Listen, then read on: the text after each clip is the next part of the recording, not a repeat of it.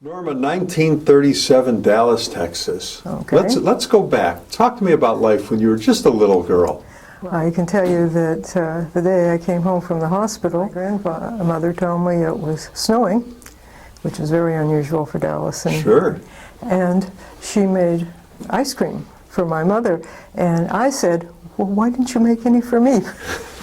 I went to day camp for a couple of years, and this is a picture from the Federation News. Tell me about your parents. What'd your dad do? My father was from Fort Worth originally. He came to Dallas because it was the only way he could keep his job. He was a young man, just out of high school, and he was working at the time for Morris Rothenfeld, which was a wholesale men's work clothes type company, and the company moved because Dallas economy was better. Right. And he eventually became a bookkeeper and an office manager. And then through study and apprenticeship, he became licensed as a public accountant, and that's what he did for the rest of his life. Dad was not terribly active in the synagogue, but he was active with the TIACs, the Tifereth Israel Athletic Group. This is their softball team. My Uncle Mitchell played in the outfield. And first one on the left is me. Your dad in the military too at all? They kept turning him down, as not eligible. So he joined the Texas State Guard, which was Congress authorized states to raise their own guards because the actual militia was, of course, activated by the federal government. So, and the state guard served basically the kind of functions that the guard normally serves, is to say, it helped with law enforcement if there was a crowd control problem. I remember he rode with the police on the weekends when they needed labor because there was a labor shortage in the 40s during the war. They sent them out to pick cotton because cotton was a strategic material. And he'd had hard jobs as a kid, but he said that was the hardest he ever had, picking cotton in Dallas in August. They also trained. They drilled, they practiced their rifle and pistol shooting, so they were prepared if we were ever invaded. Did your folks ever talk to you about how the Depression affected them at all? I remember kidding around with my dad because the year I was born was the year there was a recession in the middle of the Depression. And I said, it's pretty brave of you to get married and then have a child. And he said, well, we didn't know that was going to get worse before it got better. Now, my mother worked too. So they were a two-income family, such as the income was in those days. And they felt, I don't know, they wanted to get married. This is my parents' wedding. As you can see, a synagogue wedding with both sets of grandparents. What year was that? 1935. And this is the bridesmaids and the groomsmen from the wedding. Well, tell me about your mom now.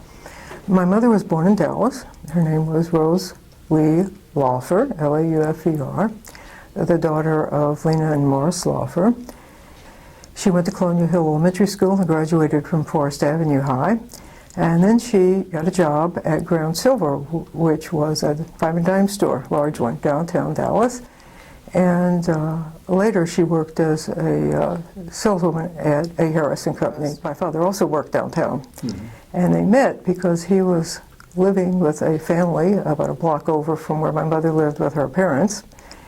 And they caught the same streetcar downtown, every streetcar, and they noticed each other. The problem was they hadn't been introduced.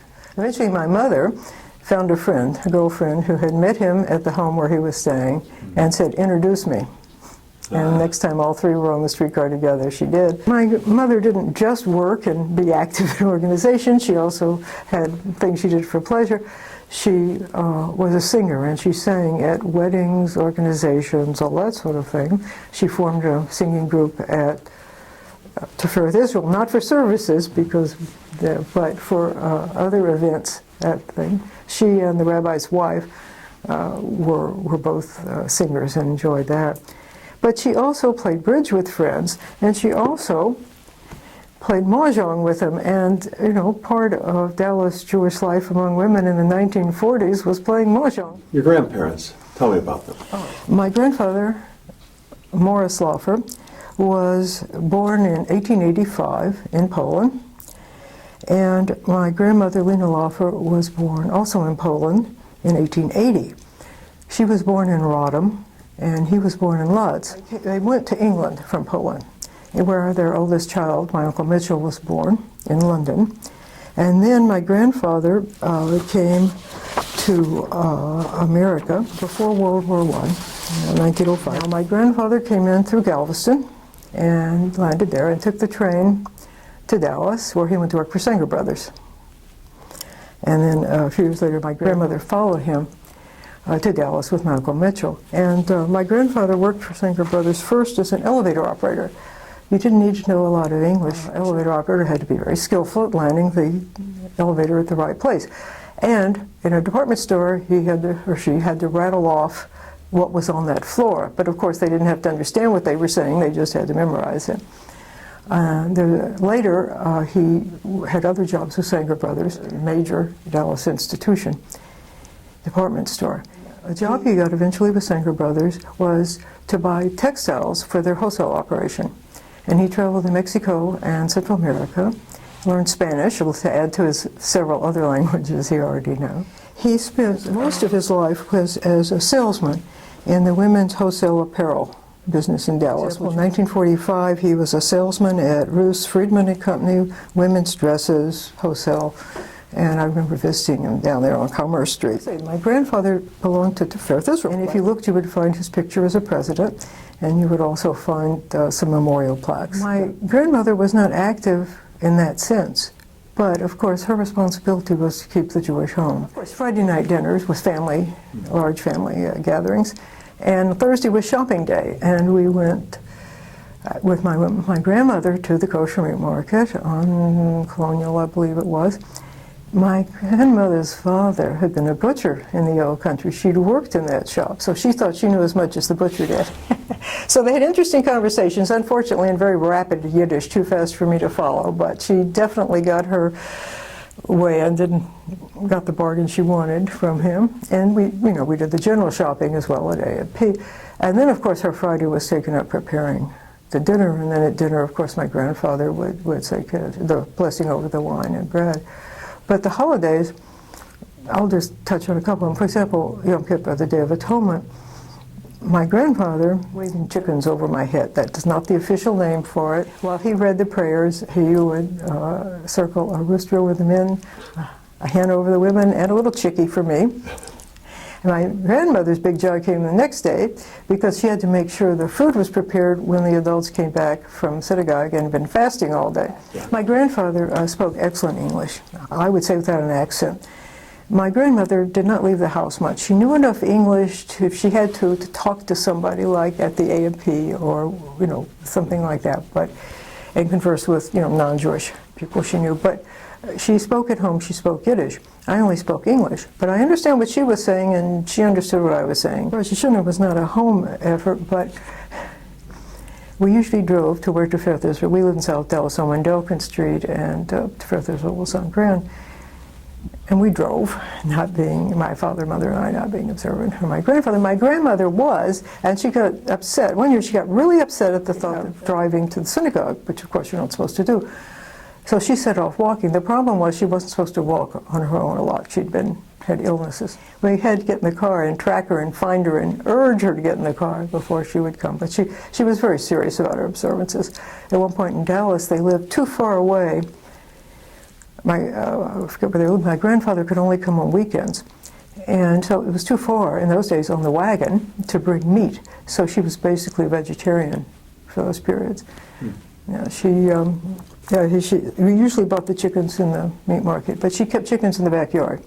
And so when she decided the time was right for one of the hens to leave us, she would call, and the shagets, the ritual slaughter, would come by and slaughter the chicken in the appropriate manner. This is my father's tallis, which he carried on the high holidays, and this was my mother's Star of David. The candlestick holder you see in the background is a candlestick holder that my mother lit on the Friday night services, and of course for special occasions like Passover. And I'm using the old Yiddish pronunciation of the Hebrew, not the modern Hebrew, because that's what I grew up on.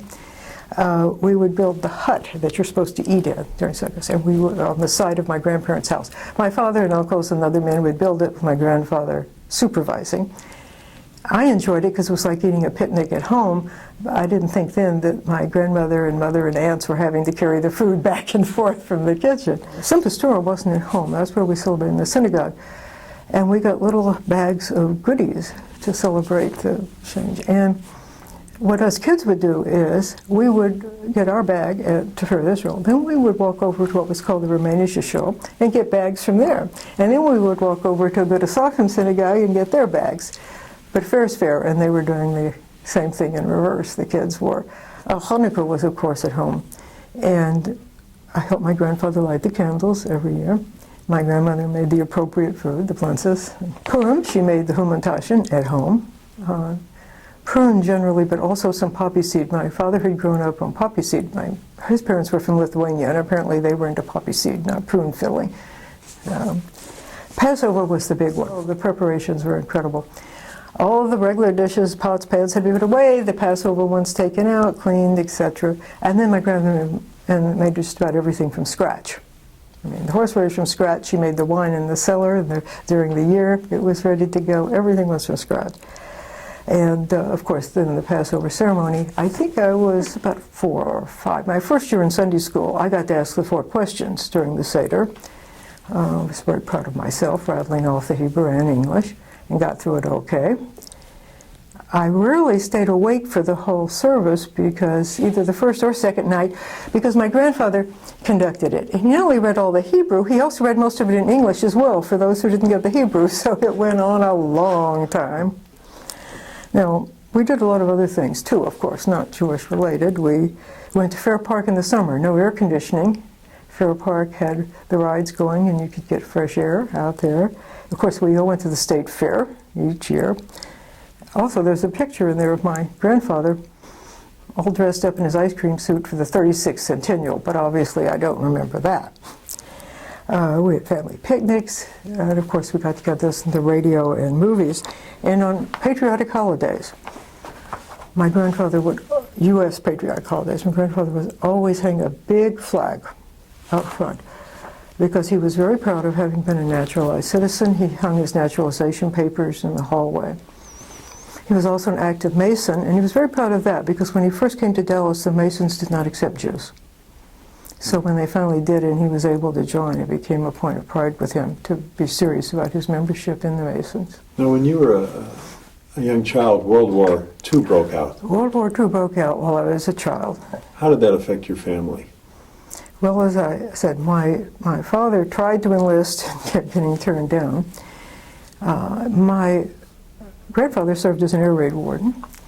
My oldest uncle, Uncle Mitchell, served in the Navy. He was an able-bodied seaman serving on a PT boat stationed in the Pacific.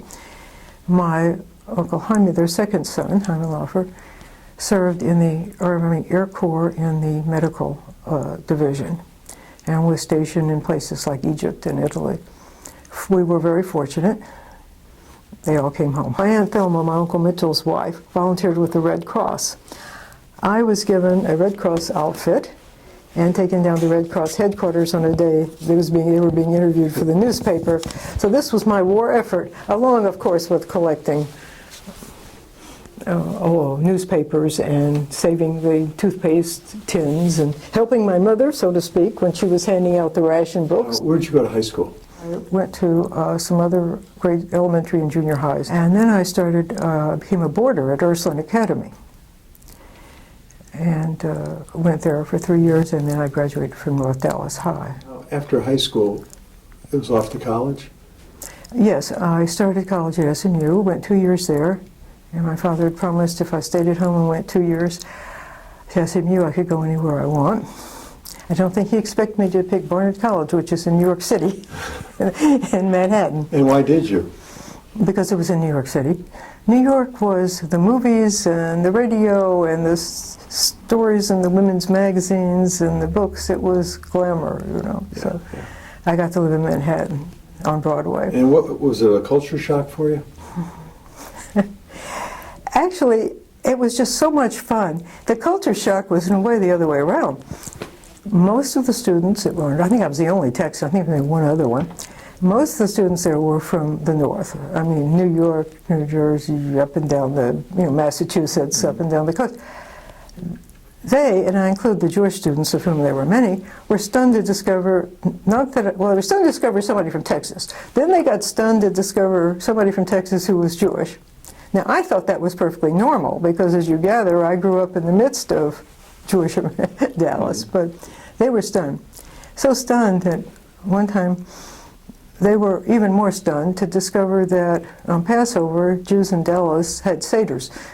So I would say the shock was on their part. At Ursuline, which was in Dallas, nobody was startled at all to discover I was Jewish, and nobody was particularly upset when at Hanukkah I brought a menorah to the dorm so I could light the candles, or brought matzah during Passover so I could have matzah during Passover.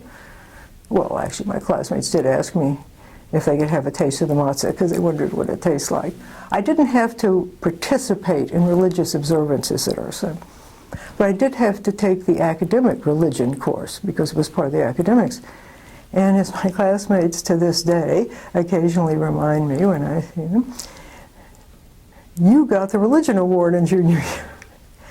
It was an interesting study.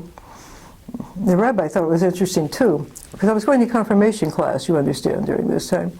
And Rabbi Enos at Tiferet Israel, when they're in class, he asked, a question, what are the attributes of God? Now, here's the thing, we hadn't gotten to that chapter yet. And you know what happens in class when you ask kids about something they haven't gotten to yet? It's not fair.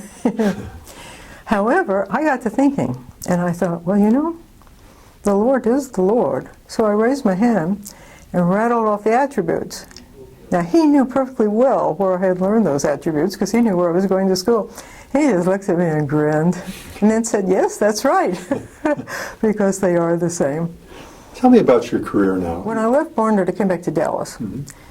And I worked as secretary, then I worked for some PR firms, which was a general secretary writing press releases, interviewing people for press releases to newspapers and radio and so on. Then I went to work in the library, Dallas Public Library, as a paraprofessional, because people kept telling me I should be a librarian. So I decided to go to library school, which I did, to Columbia University. And as I was finishing up there, I went to work as a librarian for what is now Exxon, was then Standard Jersey, office at their headquarters in 30 Rock. And that's where I was when I heard the news about Kennedy's assassination. Then I went to Los Angeles to organize and create a library for the School of Business Administration at USC, Southern California. And because I know what I was doing, I was in my 20s and managing something, I picked up a master's in public administration, in the course of which I got interested in some of the more theoretical aspects. And that's when I started graduate school. I entered UCLA and studied at the sociology department. Worked on my PhD when I was ABD, Albert dissertation. I joined the faculty of Vanderbilt, teaching sociology, and then I went to the University of California, Berkeley School of Library and Information Management, where I taught management, marketing, and information in society. And then I decided I had enough of academia, so I moved into the private sector, into market research and competitive intelligence, worked for a market research company, International Data Corp. Then I worked for several years for a venture capital firm in Silicon Valley, which was great fun, helping with evaluate the business plans from the point of view of whether the business plans were really telling what the market really was likely to be for these products and services. And then along the way, in between being riffed now and then, I did consulting and contract work of similar nature. And then I went to the Phoenix area to Motorola in their satellite division, again, doing market research and competitive intelligence, and what they thought might be a new project, but turned out not to happen. And somewhere along the way, I involuntarily became a retired person. And how'd you get back to Dallas?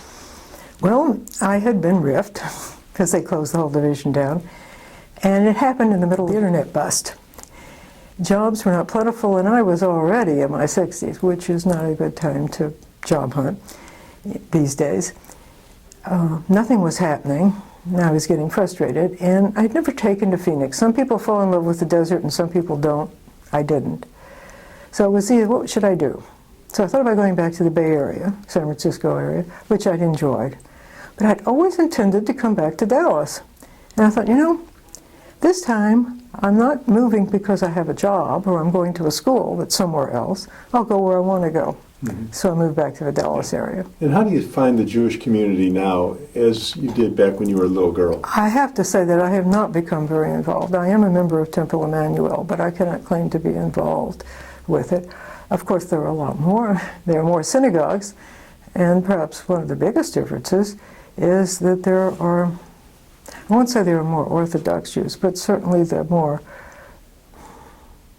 Orthodox, right, which you did not, you found in private, so to speak. As I said, my grandmother was, but I think it's hard to explain, but they were, even my grandparents' generation was in some place more assimilated than you might expect.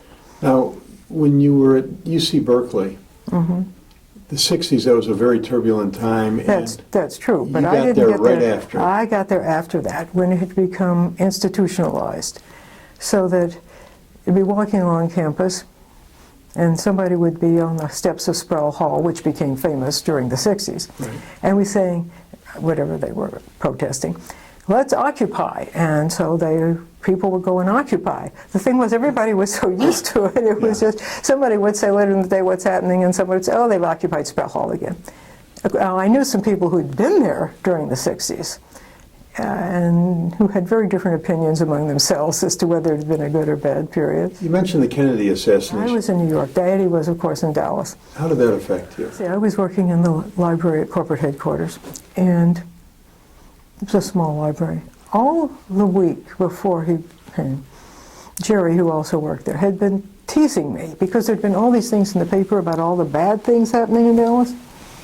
So he'd been teasing me about how, oh, Dallas was going to be mean to Kennedy and so forth. And on the day I had come back from lunch, Jerry comes running into the office I was in, and he says, Kennedy has been shot in Dallas. And my first reaction was, Jerry, you've gone too far. You've carried it too far. I don't believe you. And just about then, another woman who worked in the library came back, and she had been in St. Patrick's across the street from Rockefeller Center. And she was in shock, absolute shock. And she said, they announced in the cathedral that Kennedy had been shot. And then I believed it. And then I went into shock.